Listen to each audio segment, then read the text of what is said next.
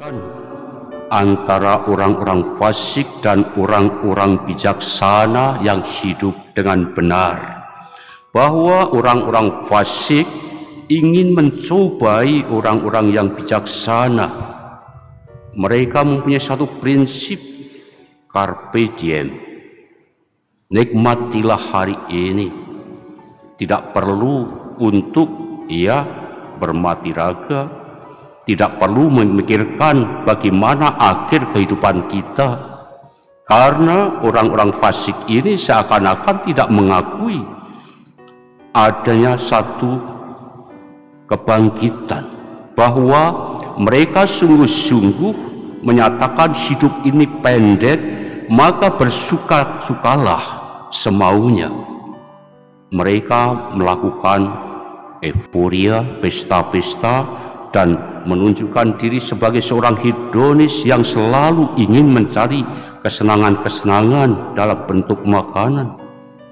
Mereka tidak memikirkan bagaimana kelak mereka harus menghadapi akhir dunia, bahwa mereka juga seakan tidak percaya bahwa alam cipta Tuhan itu sungguh-sungguh harus diperlakukan dengan bijak, bahwa mereka tidak mengakui manusia diciptakan secitra dengan Allah.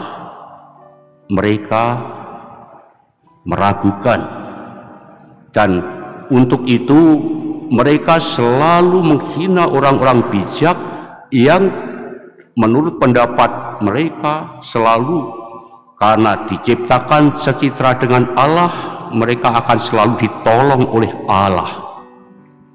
Jika orang yang benar itu sungguh anak Allah, niscaya Allah akan menolong dia serta melepaskan dari tangan para lawannya. Mereka tidak mau menyadari bagaimana dirinya diciptakan juga secitra dengan Allah, bahwa mereka selalu mencobai, menantang orang-orang bijak, orang-orang benar. Kita cobai dengan aniaya dan siksa agar kita mengenal kelembutan hatinya serta menguji kesabaran hatinya.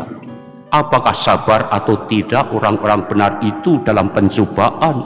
Bahkan mereka merencanakan hukuman mati yang keji kepada dia. Untuk apa? Supaya mereka ingin tahu bukti apakah mereka memang ditolong oleh Allah atau tidak. Tetapi dikatakan kebijaksanaan bahwa mereka itu berangan-angan bahwa Tuhan senantiasa akan selalu menolong orang benar, orang bijak yang sungguh mau untuk mencintai keadilan. Berbeda dengan orang fasik yang sesat, bahwa mereka menggunakan norma-norma bukan dari hukum Allah, tetapi dari hukum mereka sendiri secara manusiawi, sehingga melupakan kebenaran dan keadilan. Itulah yang dilakukan oleh orang-orang fasik, bahwa mereka tidak mengerti bagaimana kelak Allah akan selalu mengganjar kesucian orang-orang bijak dan orang-orang benar, bahwa orang sesat tidak pernah akan mendapatkan satu rahmat dan berkat dari Tuhan yang menciptakan. Wajah Tuhan menentang orang-orang yang berbuat jahat, kata Mazmur, untuk melenyapkan ingatan akan mereka dari muka bumi. Apabila orang benar itu berseru-seru, Tuhan mendengarkan. Dari segala kesesakannya mereka Ia akan lepaskan. Kebijaksanaan Tuhan melebihi dari kebijaksanaan manusia, dan mengerti bagaimana hati setiap manusia. Hati orang fasik, hati orang benar selalu diperhatikan. Karena itulah Tuhan selalu dekat kepada orang-orang yang patah hati. Ia akan selalu menyelamatkan orang-orang yang remuk jiwanya. Ia akan selalu melindungi orang-orang yang bijaksana, yang benar, yang selalu mentaati perintah dan hukum dari Tuhan, bukan untuk menuruti dirinya sendiri. Hal ini juga mengacu kepada kehadiran Kristus Sang Putra Allah yang sungguh dengan cinta kasih-Nya mau menunjukkan bagaimana pribadi orang bijak yang terus-menerus dalam kehidupannya mau melakukan apa yang dikehendaki oleh Tuhan. Dalam firman dan apa yang dilakukan Yesus selalu menunjukkan bahwa Dia adalah Mesias, Dialah Tuhan yang hadir, yang akan membimbing setiap langkah laku manusia supaya mendapatkan jalan keselamatan.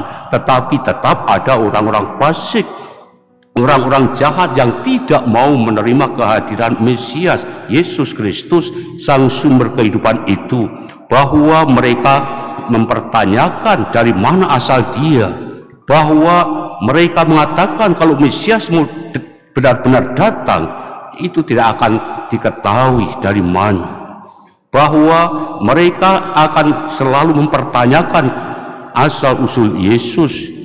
Mereka tidak menyadari bahwa Yesus bukan berasal dari dunia ini, tetapi dari Dia yang mengutusnya, Bapa yang akan memberikan karya keselamatan kepada setiap pribadi yang bijak dan berjalan dalam kebenaran. Bahwa Yesus dengan tegas mengatakan, "Aku diutus oleh Dia yang benar, yang tidak kamu kenal, tetapi aku kenal Dia, sebab aku datang dari Dia dan Dialah yang mengutus aku." Kehadiran Yesus senantiasa akan memberikan kecerahan, titik terang bagi kehidupan orang bijak dan orang benar, dan yang sungguh-sungguh dengan ketulusan hati menjalankan apa yang menjadi perintah-perintah di dalam sabdanya. Semoga dalam masa Prapaskah ini sungguh kita semakin menyadari kehadiran Kristus yang datang untuk menyelamatkan kita, yang dengan kasih-Nya mau untuk berkorban, wafat disalib untuk supaya dosa kita ditebus dan kita kembali menjadi citra Allah, anak-anak Allah yang dibenarkan. Dan hendaklah kita berlaku bijak dan benar karenanya, karena telah ditebus oleh Yesus yang adalah sumber kebijaksanaan dan kebenaran bagi kita. Amin.